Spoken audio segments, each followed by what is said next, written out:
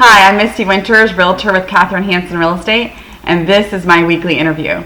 Today I'm interviewing David Winters with CPWG, which is a surveying company. And for those of you that don't know, David has been my biggest supporter, my best friend, and my biggest crush for the last 19 years as he is my husband.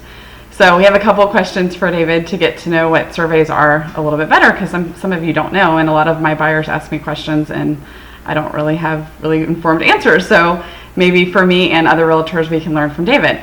So what is a boundary survey?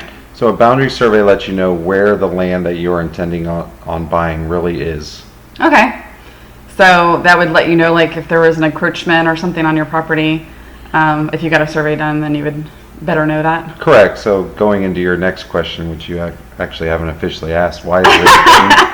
So it's important to let you know if there are any encroachments, say like your neighbor built his fence 5 feet onto your property, you would want to know that. So you can say, hey, would you mind moving your fence? Or, legally you could actually just take it down and move it back to where it should be.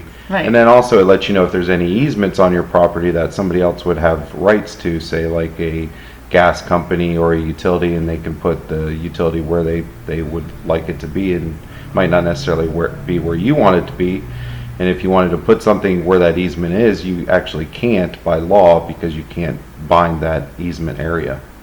And I know I've worked with a buyer that actually had a piece of property that had part of the property was actually the city's property, where they could have expanded the road into their property, and they wouldn't have known that without having a survey. Yeah, absolutely. And also it helps to know, like, if you have any wetland areas or anything like that, you can't build in those wetland areas either. So you say you may be buying 10 acres, but really only 5 acres of that is actually buildable land, and that's good to know prior to you buying it, because you could be overpaying for that land. Yeah, absolutely. So when a buyer has the owner of the home has an existing survey, and a buyer goes to buy the home, one of the questions a buyer will always ask is there existing survey? And if there is, the owner usually provides it.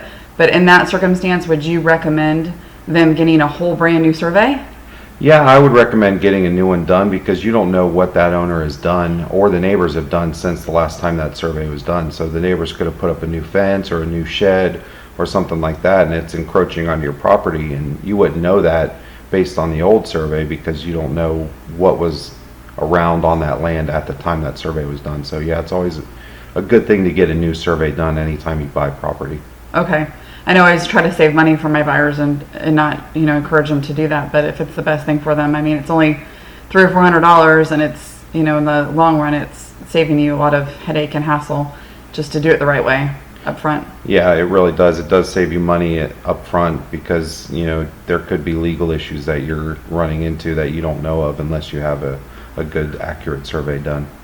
All right. Well, thank you so much for your time. He's been hard to get to sit down and do this interview with me, even though I live with him. So thank you for finally making the time. And that's CPWG, David Winters. Thank you so much, Misti. Thanks. And I'm Misti Winters, Realtor with Catherine Hanson Real Estate. See ya.